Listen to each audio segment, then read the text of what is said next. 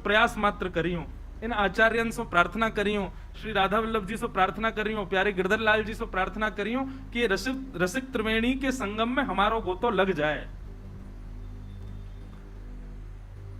तो नाभा जी के चित्त में वही आ रहे हैं जो हरिप्रिय हैं, जो हरि को प्रिय हैं वो आ रहे हैं उनके चित्त में। तो फिर दूसरी बात यह आती है कि श्री नाभा जी को यह भी लग सकता था कि क्या हरिदास जी, हरिवंश जी और हरिराम व्यास जी क्या ये हरिप्रिय नहीं है? इनका चिंतन नहीं आ रहा, इनकी स्मृति नहीं आ रही। नाभा जी को भरोसा है, बोले हरिप्रिय नहीं है, हरिप्रिय तो एक स्थिति है, तो अति अति हरिप्रिय है, फिर भी इनकी स्मृति क्यों नहीं हो रही है? श्री अग्रदास जी महाराज के चरणों में जाकर के निवेदन किया कि सरकार, गुरुदेव, सब स्मरण में आ रहे हैं, पर वृंदावन की रसिक त्रिवेणी श्री हितरवंश महाप्रभु, स्वामी श्री हरदास जी महाराज और श्री हरिराम व्यास जी, इनका स्मरण नहीं हो। इनको हरित्रयी भी कहा जाता है। क्या कहते हैं? हरित्रयी। अग्रदास जी महाराज मंद मंद मुस्काने लगे, बोले कि भैया, तुमने जिन जिन के ठाकुर जी चित्त में बुलाए, उन ठाकुर जी के सेवक तुम्हारे चित्त में आ गए, पर इन तीनों की उपास्या तो किशोरी जी हैं, अभी तक उनको वंदन नहीं किया, इसलिए तीनों नहीं आ रहे हैं। आपने 24 अवतारों को गाया, भक्तमाल जी के प्रारंभिक छप्पे में आपने 24 अवतार गाए, किशोरी जी को गाया? नाभा जी बोले नहीं, किशोरी जी को तो नहीं गाया। तो बोले भैया, ये तीनों ऐसे हैं, कृष्ण पाछे हैं, पहले तो किशोरी जी हैं इनके लिए। और वृंदावन के किसी भी रसिक का यदि स्मरण करना चाहोगे तो उसके लिए किशोरी जी की कृपा जब तक नहीं होगी नाभा जी, तब तक आप इन तीनों का रस नहीं गा पाओगे, वृंदावन के किसी रसिक को नहीं बुला पाओगे। इसलिए वृंदावन के रसिकों को यदि आमंत्रित करना है तो किशोरी जी का यश गाना पड़ेगा। और तब श्री अग्रदास जी ने अपनी वाणी में किशोरी जी की एक पद गाया, किशोरी जी का आवाहन किया। हम प्रयास कर रहे हैं महाराज जी कि गब जाए। अग्रदास जी महाराज का भाव है, बहुत सुंदर भाव है। अच्छा, अभी बड़े भैया कह रहे हैं कि भैया ये 10वां ग्रह है मोबाइल फोन महाराज जी, पर हमारो 10वां ग्रह ही सबरे पदन को लेके बैठो है।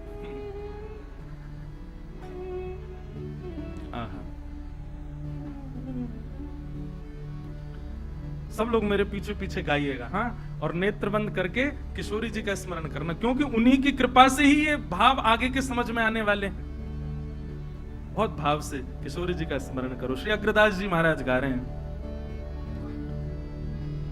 वंदौ श्री राधिका पद पद्म, वंदौ श्री राधिका, शब्द सुनकर के गाओ, वंदौ श्री राधिका पद पद्म, वंदौ श्री राधिका पद पद्म, वंदौ श्री राधिका पद पद्म, वंदौ श्री राधिका पद पद्म। कैसे हैं चरण? परम कोमल शुभग शीतल, परम कोमल शुभग शीतल, परम कोमल शुभग शीतल, परम कोमल शुभग शीतल, कृपा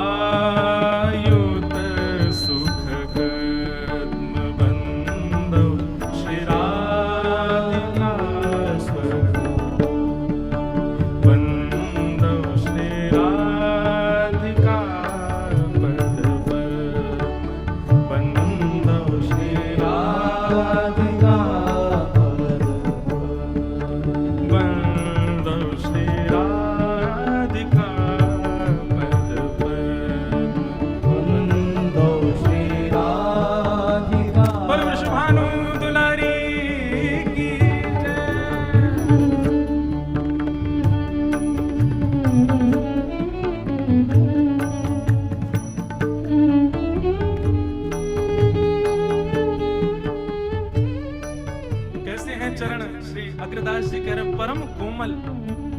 बंधुओं, संसार में सबसे कोमल क्या है बताओ? अरे जिस भाव से ठाकुर जी के अंग की उपमा दी जाती है वो सबसे कोमल है संसार में, और उसका नाम है कमल। कमल भी जिनकी कोमलता के आगे निष्ठुर लगता है, ऐसे चरण हैं श्री किशोरी जी के।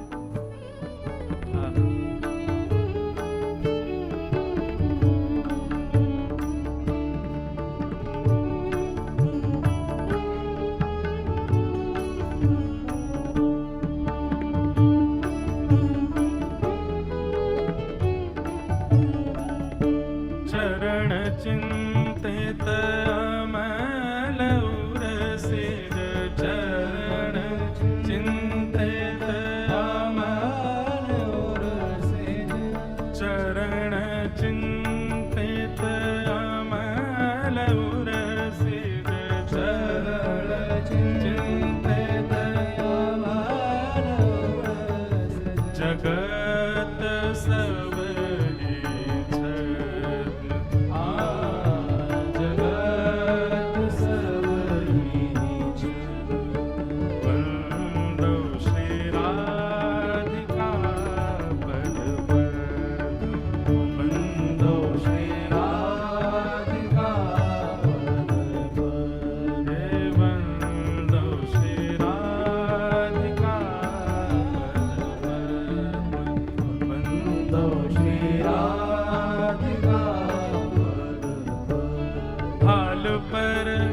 अक्षर अनायास भाल पर अक्षर अनायास भाल पर अक्षर अनायास भाल पर अक्षर अनायास होत पर सतरदम सोहे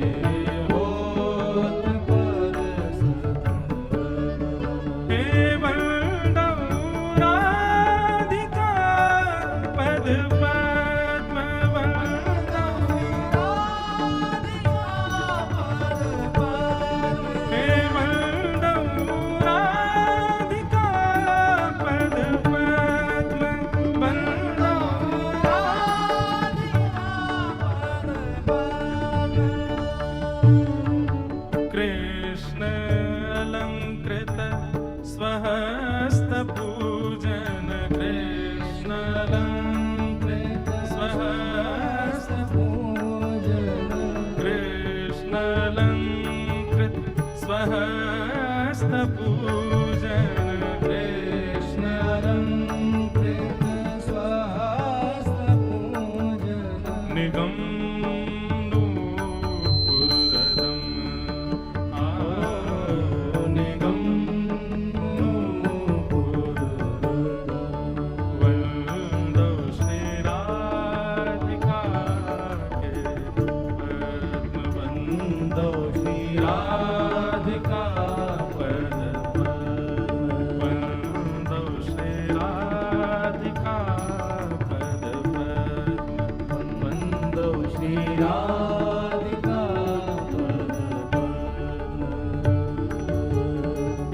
रसिक जन जीवन समूली रसिक जन जीवन समूली रसिक जन जीवन समूली रसिक जन जीवन समूली अग्रसव सुसदम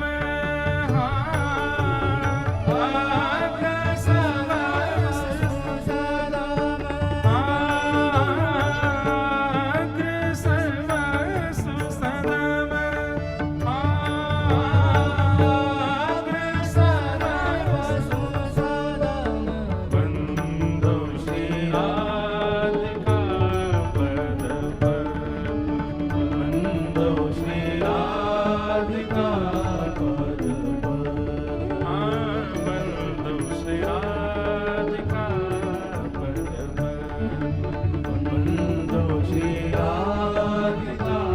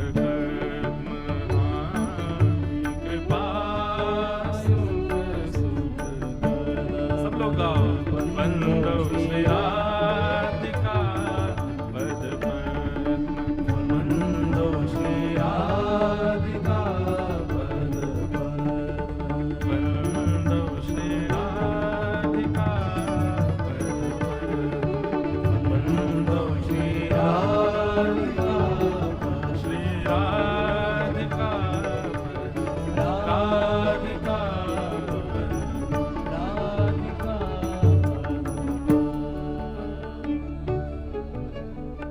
रसिक जीवन समूली अग्रसर वस सदम वंदो श्री राधिका पद पद वंदो श्री राधिका पद अरे जी ये भाव गाते हुए एक मन में बात आ रही थी।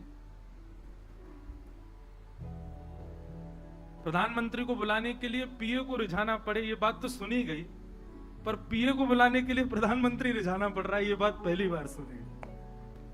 ये भक्तपाल जी में सुनने में आई है।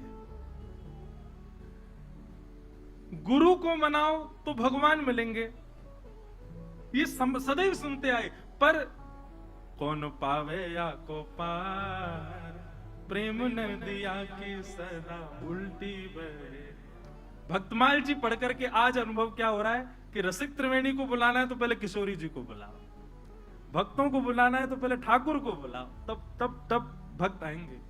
ये तो भक्तमाल जी में ही अनुभव हो रहा है और कहीं अनुभव ही नहीं हुई ये बात तो। आहा बंधुओं अनुभव कीजिएगा।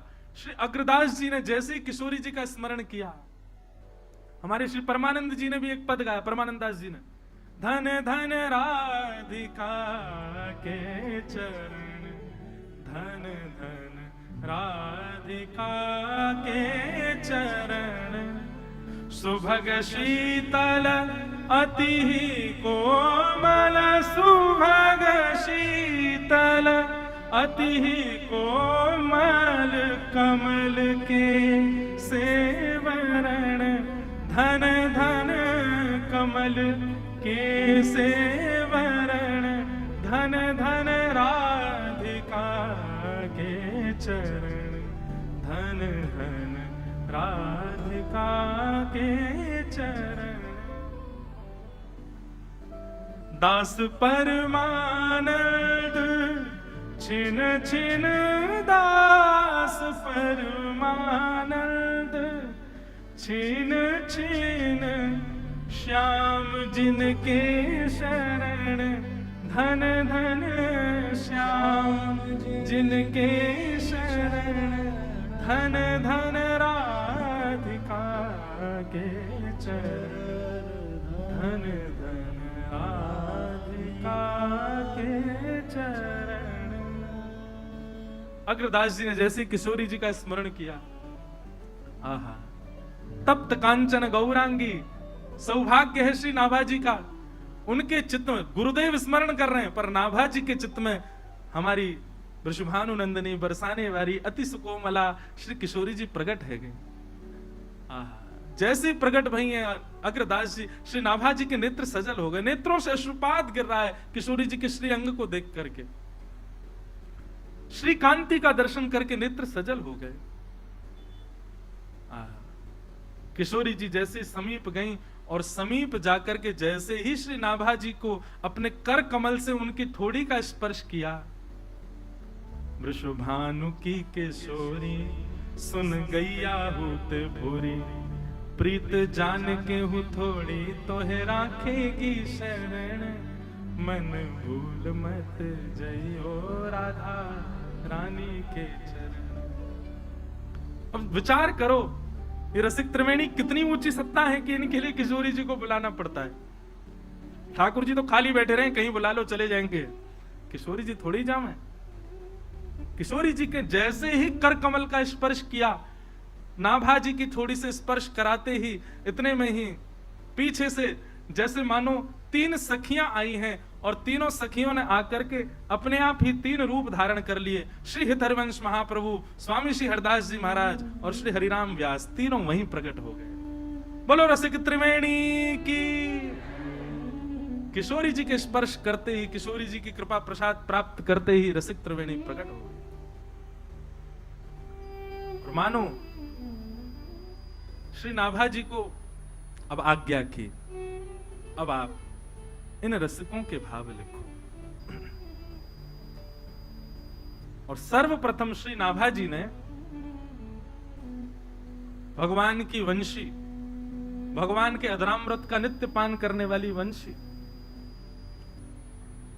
श्री हितरवंश महाप्रभु के रूप में जो प्रकट हुए हैं, उनका यश पहले लिखा। और अब यहां श्री हितरवंश महाप्रभु का छप्पे श्री नाभा जी गा रहे हैं। अब यहां से रसिक त्रिवेणी की चर्चा प्रारंभ हो रही है, सब लोग भाव से सुनिएगा। हंस ध्वनि।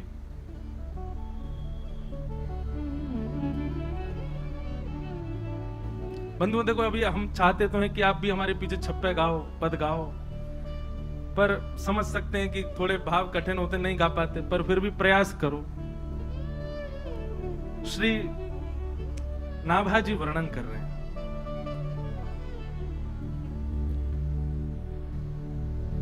श्री हरिवंश गोसाई भजन की रीत सकृत को जानी है। श्री हरिवंश गोसाई भजन की रीत सकृत को जानी है। श्री हरिवंश गोसाई भजन की रीत सकृत को जानी है। श्री हरिवंश गोसाई भजन की रीत सकृत को जानी है। हे राधा चरण प्रधान हृदय अति सुदृढ़ उपासे। राधा चरण प्रधान हृदय अति सुदृढ़ उपासे। कुंज केली दंपते तहाँ के करत खवासे। कुंज केली दंपते तहाँ की करत खवासे। साधु जी सर्वस महाप्रसाद प्रसिद्धता के अधिकारी। सर्वस महाप्रसाद प्रसिद्धता के अधिकारी। साधु जी सर्वस महाप्रसाद प्रसिद्धता के अधिकारी। सर्वस महाप्रसाद प्रसिद्धता के अधिकारी। साधु जी विधि निषेध नहीं दास अनन्य उत्कट व्रत धारे। विधि निषेध नहीं दास अनन्य उत्कट व्रत धारी। व्यास सुवन पथ अनुसरे सोई भले पहचानिए। व्यास सुवन पथ अनुसरे सोई भले पहचानिए। श्री हरिवंश गोसाई भजन की रीत सकृत को जाने। श्री हरिवंश गोसाई भजन की रीत सकृत को जानिए। हे श्री हरिवंश गोसाई भजन की रीत सकृत को जानिए। श्री हरिवंश गोसाई भजन की रीत सकृत को जानिए। श्री नाभा जी ने छप्पे में श्री हितरवंश महाप्रभु का चरित्र वर्णित किया। बंधु बहुत ध्यान पूर्वक सुनिएगा। अब महाप्रभु जी का चरित्र हम सुना रहे हैं। श्री हरिवंश गोसाई भजन की रीत सकृत को जानिए। श्री नाभा जी कहते हैं, हितरवंश महाप्रभु का जो भजन भाव है, जितने लोग यहां पर बैठे हैं, सबसे आगे वालों से लेकर के और सबसे पीछे वालों तक, जितने भी लोग यहां पर बैठे हैं, उनमें से कोई एक ही समझ पाएगा। सकृत को जाने हैं। हरवंश महाप्रभु, हितरवंश महाप्रभु के भजन को सब समझ पाए, ये किशोरी जी की कृपा से ही संभव हो सकता है, नहीं तो नहीं हो पाएगा। हम प्रयास मात्र कर रहे हैं कि हम सुना पाए और आप समझ पाओ, परंतु ये अति दुर्लभ है। ये पहले ही श्री नाभा जी ने वर्णित कर दिया। श्री हरिवंश गोसाई भजन की रीत सकृत को जानिए। सकृत शब्द का मतलब क्या है, कोई एक ही समझ सकता है। हरिवंश महाप्रभु के भजन भाव को किसने समझा, उनका प्रसंग कल आएगा कथा में। आज तो हम श्री राधा वल्लभ जी के प्राकट्य तक की कथा सुनाएंगे और फिर महाप्रभु जी के जो कृपा पात्र हुए श्री सेवक जी आदि, उनका चरित्र कल सुनेंगे। तो सेवक जी महाराज, सकृत शब्द उन्हीं के लिए प्रयोग किया है। हर कोई हितरवंश महाप्रभु के भजन भाव को नहीं समझ सकता। श्री राधा चरण प्रधान हृदय अति सुदृढ़ उपासी। राधा चरण प्रधान हृदय अति सुदृढ़ शब्द, बहुत ध्यानपूर्वक सुनिए भैया, इधर उधर मत देखना कोई भी। हम पहली बार कथा कर रहे हैं भक्तमाल की, बड़े भाव से सुनो भैया सबरे। आप लोग इधर उधर देखोगे, एक दूसरे से बात करोगे, अगले जन्म में ब्याह नहीं होगा तो हाँ। चलो इसी बहाने सही यहीं तो देखोगे। महाराज जी अगले जन्म में ब्याह नहीं हो, ये जब कहते हैं तो लोग देख, अब देखो कोई नहीं देखेगा इधर उधर। ब्याह की इतनी ललक है सबन को, या जन्म में भयो नहीं, अगले जन्म की प्रतीक्षा है। बहुत ऊंची बात। श्री राधा चरण प्रधान हृदय अति सुदृढ़ उपास। महाप्रभु जी किशोरी जी के चरणों के ऐसे उपासक, कैसे सुदृढ़ शब्द, सुदृढ़ मतलब बस किशोरी जी के चरणारविंद। कहां तक कहें, श्री प्रियादास जी ने तो अपने छप्पे में वो क्या कहते हैं, प्रियादास जी का छप्पे कहता है, हित जू की रीत को लाखिन में एक जाने, राधा ही प्रधान माने पाछे कृष्ण ध्याइए। पहले किशोरी जी पीछे कृष्ण, ऐसी भक्ति है श्री हितरवंश महाप्रभु के। भैया इस भाव को सामान्य लोग नहीं समझ पाएंगे। जयपुर में भी कथा हो रही है, इतने लोग बैठे हैं, परंतु सत्य बताएं, रसिक त्रिवेणी की चर्चा का स्थान वृंदावन ही है, परंतु हमको जयपुर में वृंदावन का अनुभव होता है, इसलिए यहां ये बात कह रहे हैं। पाछे कृष्ण ध्याइए, ठाकुर जी पीछे हैं, पहले किशोरी जी हैं। हमारे यहां कभी रास होता है ना, दिखावे वाला रास नहीं, वास्तविक रास यदि वृंदावन का कभी देखने जाओ तो वहां ऐसा होता है कि लीला के बाद में आपको अधिकार है कि आप जाकर के कुछ भी पवाओ ठाकुर जी को अपने हाथ से। आपने यदि ठाकुर जी को पहले पवाया, यदि वास्तविक रास मंडली होगी तो ठाकुर जी आपका हाथ पकड़ करके किशोरी जी क्या करें, पहले इनको खवाओ, और पूरा मत खवाइयो, बोले आधो खवाओ, झूठन हमको खवाओ। ये है श्री हितरवंश महाप्रभु की उपासना। महाराज पहले किशोरी जी को बीड़ा पधरायो जाएगा, बीड़ा जब किशोरी जी पालेंगे फिर ठाकुर जी को पधरायो जावे। कहां तक कहें, श्री राधा वल्लभ जी आदि जितने भी हमारे हित संप्रदाय के स्थान हैं, वहां पर ठाकुर जी जो पोशाक धारण करें ना, वो भी किशोरी जी के चरणन में पहले छुपाई जाए, प्रसाद दिया जाए, तब ठाकुर जी धारण करें। ऐसी महाप्रभु जी की उपासना। हित जू की रीति को लाखन में एक जाने, लाखों में कोई एक समझ पाएगा श्री हित महाप्रभु की भक्ति को। राधा ही प्रधान माने पाछे कृष्ण ध्याइए, निपट विकट भाव होतन स्वभाव ऐसो, उन्हीं की कृपा दृष्टि नेक क्यों पाइए। ऐसा भाव किशोरी जी की कृपा से ही हो सकता है, और किसी भाव से आप कितना प्रयास कर लो ये संभव नहीं है। और कुंज केली दंपति तहां की करत खवासी। कुंज निकुंजों में ठाकुर जी की नित्य केली का, अभी महाप्रभु जी का चरित्र सुनाएंगे, फिर सुनिएगा क्या क्या भाव सुंदर महाप्रभु जी के। सर्वस महाप्रसाद प्रसिद्धता के अधिकारी। हितरवंश महाप्रभु का एक ही नियम है, क्या कि महाप्रभु जी ठाकुर जी का ही प्रसाद पाते हैं।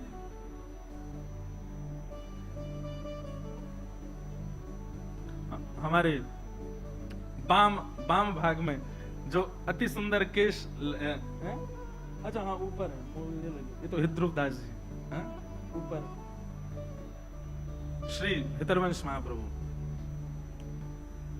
सर्वस महाप्रसाद प्रसिद्धता के अधिकारी, हितरवंश महाप्रभु का एक सुदृढ़ नियम है, क्या? ठाकुर जी के प्रसाद से इतर कुछ ग्रहण ही नहीं करते।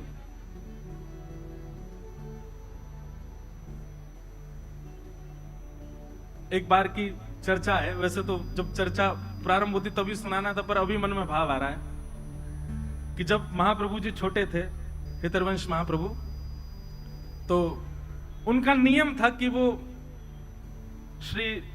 उनके पिताजी श्री व्यास मिश्र जी, उनके अर्चा के ठाकुर जी थे श्री राधा मोहन जी। हरिवंश महाप्रभु ने 3 ठाकुरों की सेवा की है, श्री राधा मोहन जी, नवरंगी लाल जी और श्री राधा वल्लभ लाल जी। तो इनके पिताजी के ठाकुर जी थे श्री राधा मोहन लाल जी। हरिवंश महाप्रभु छोटे से थे तो अपने पिताजी की सेवा देखते रहते थे, और जैसे ही ठाकुर जी की अर्चना होती सबसे पहले हाथ बढ़ाते, बोले कि प्यास लगती तो चरणामृत ही पीते, पानी नहीं पीते थे, जल नहीं, चरणामृत पीते थे। भूख लगती तो मैया से कहते जल्दी भोग लगाओ, मुझको भूख लगी है। मैया कहती तू खा ले कुछ, बोले नहीं पहले भोग लगाओ, किशोरी जी ठाकुर जी भोग पालेंगे तभी पाऊंगा, नहीं तो भूखो रहूंगा। एक ऐसी लीला चर्चा सुनाई जाती बड़ी मधुर कि एक बार छोटे से हैं हरिवंश जी, रात्रि में बहुत जोर की भूख लगी और महाराज उठ करके बैठ गए, रोने लगे जोर जोर से। रोते रोते मैया से कहे, बोले मैया मुझको भूख लगी, कछु पवाओ। पिताजी मुझको भूख लगी, कुछ खिलाओ।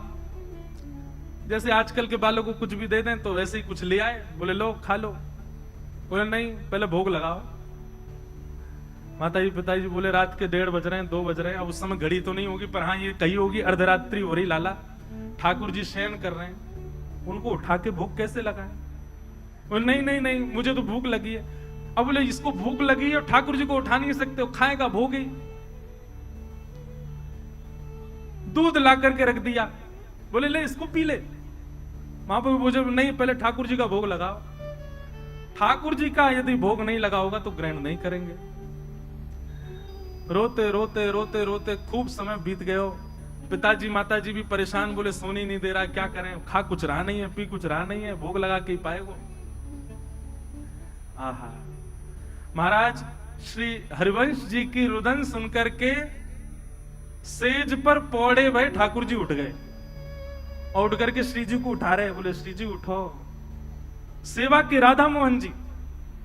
श्री जी बोली क्या हुआ, अभी तो उठवे को समय ना है भयो, अभी तो भोर ना भई, अभी तो मंगला को समय ना भयो, आप काय को उठाए रहे हो? बोले रुदन ना सुन रही, हरिवंश बालक रो रहे हो बहुत जोर से। श्री जी बोली काय को रो रहे हैं हरिवंश जी? बोले भूख लगी है। अब वाको तो नियम है, वो तो हमारो ही शीत प्रसादी पावे, हमारो ही चरणामृत ग्रहण करे, हमारो ही चरणोदक प्राप्त करे, वाके अलावा तो कुछ लेवे ना। रात्रि में बालक छोटो भूख लगी आई है।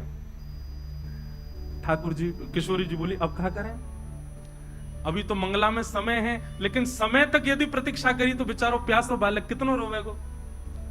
सो ठाकुर जी सेज से उतरे और अपनी झारी, जल पीवे वाली झारी, वही से ही किशोरी जी को कही कि पाम लटका लो नीचे।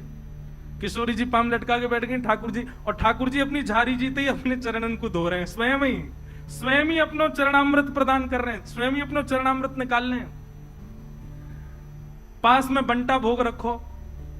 ठाकुर जी गए, बंटा भोग उठा के लाए, खोल करके किशोरी जी के मुख में पवाया और स्वयं पाया, वहां को भोग निकाल करके सामने धर दियो। आज ठाकुर जी और किशोरी जी ने अपने आप ही श्रृंगार कर लिया, अपने आप ही एक दूसरे को सुंदर भाव सजा करके और सेज पे ही दोनों बैठ गए।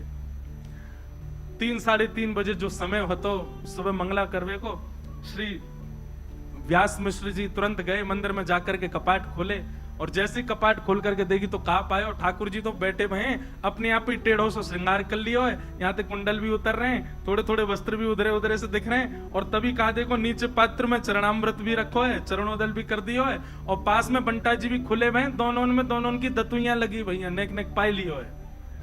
आहा, ये दृश्य देख करके व्यास मिश्र जी तो आनंदित हो गए, तुरंत गए और जाकर के चरणामृत और भोग ले जाकर के हरिवंश बालक को प्रदान किए। तुरंत पालियो, पा करके बालक तो सो गयो, लेकिन माता पिता दोनों नेत्र सजल और ठाकुर जी को देख रहे हैं कि हम तो विचार कर रहे हैं ठाकुर जी को कैसे उठाएं, पर हरिवंश जी को रुदन सुनकर के ठाकुर जी स्वयं उठ गए, स्वयं अपनो चरणामृत निकाल लियो, स्वयं अपनो श्रृंगार कर लियो, स्वयं भोग लगा के और स्वयं तैयार है के शेष पर विराजमान है गए। वादना श्रृंगार नहीं भयो, वादना मंगला आरती ना भाई, बोल क्यों, आज ठाकुर जी ने अपनी मंगला खुद ही कर ली है। क्यों? हरिवंश जी को भूख लगी। किस लिए? क्योंकि उनका नियम है कि वो ठाकुर जी के प्रसाद के अलावा कुछ नहीं पाते। इसीलिए श्री भक्तमाल जी में कह रहे हैं, सर्वस महाप्रसाद प्रसिद्ध ताके अधिकारी। महाप्रसाद की महिमा, मैं तो ये बात कहता हूं कथा में। आप एक नियम लोग नियम कौन से धारण करते हैं जिससे उनको पुण्य प्राप्त हो? नियम ऐसे धारण करो जैसे ठाकुर जी प्राप्त हो। नियम ऐसे धारण करो जैसे ठाकुर जी लीला करें। अब वो नियम भी हम बता दें तो फिर नियम का बात अपने आप ढूंढो। ऐसा कहा नियम करें जैसे ठाकुर जी प्राप्त हो। महाप्रसाद पावे को एक नियम ये श्री महाप्रभु जी से आप सब सीख सकते हैं। क्या? आज के बाद जो ठाकुर जी को अर्पित नहीं है उस वस्तु को लेना ही नहीं है, ग्रहण ही नहीं करना है। चाहे भूखे रहे आएंगे, चाहे प्यासे रहे आएंगे, पर जो ठाकुर जी को भोग ना लगाई गई हो, जो ठाकुर जी को ना पधराई गई हो, ऐसी वस्तु को अस्वीकार करो। ये नियम आप धारण कर लो। श्री महाप्रभु जी से यही सीख लो, उसी की कृपा से ठाकुर जी प्रकट हो जाएंगे।